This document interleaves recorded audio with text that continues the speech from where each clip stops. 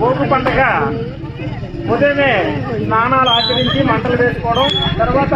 చిన్నపిల్లలకి రేగి పండ్లను వేసే కార్యక్రమం కూడా ఉంటుంది. ఈ రేగి పండ్లను ఎందుకు వేస్తారంటే సూర్య భగవానుడు దక్షిణాయనం నుండి ఉత్తరాయణానికి ఆ సూర్య భగవానుడు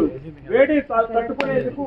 రేగి పండ్లు అనేది ఆ సూర్య భగవానుడికి నైవేద్యంగా సమర్పిస్తారు కాబట్టి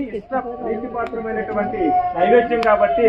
ఆ నైవేద్యాన్ని ఆ పిల్లలు నెత్తి మీద అంటే పిల్లల తల మీద వేసినట్టయితే వాళ్ళకి మంచి విద్య, బుద్ధి, ఆరోగ్యం, ఐశ్వర్యం అన్ని కలుగుతాయనే ఉద్దేశంతో